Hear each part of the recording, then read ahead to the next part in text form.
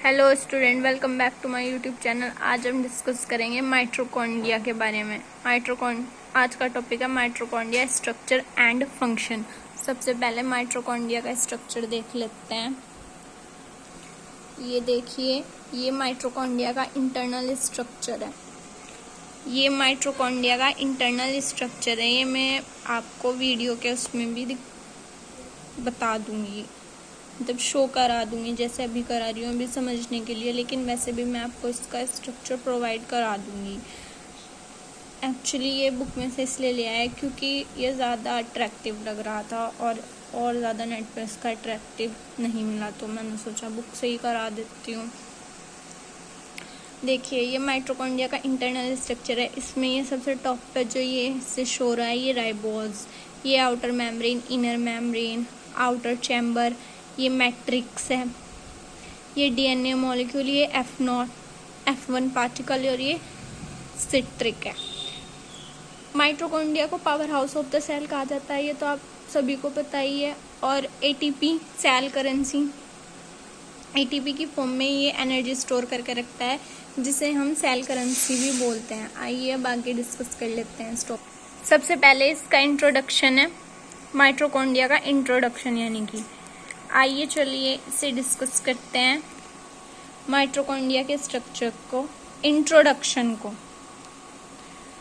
देखिए। Like other cell organelles, यानी कि which found in eukaryotic cell, the mitochondria are most important cell in cell organelles.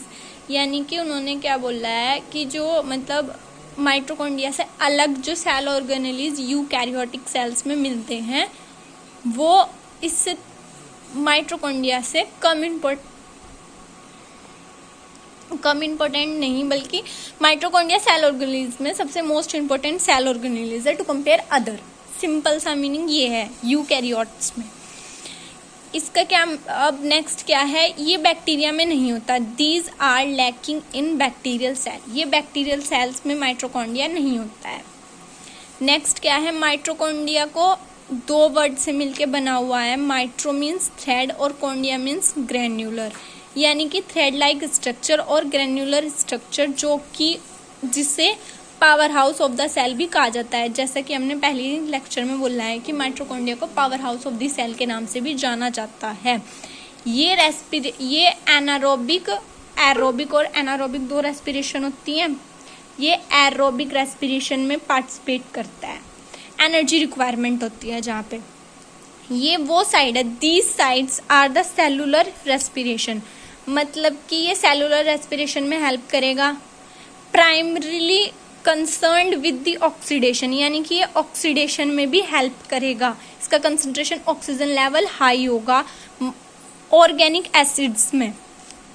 Organic acids आप सभी को पता ही है। ट्रांसफॉर्मेशन में भी, पोटेंशियल एनर्जी में, जो कि कन्वर्जन होगा पोटेंशियल एनर्जी से केमिकल एनर्जी में कन्वर्ट करने के लिए, और जो हाई एनर्जी स्टोर करेगा एटीपी की फॉर्म में।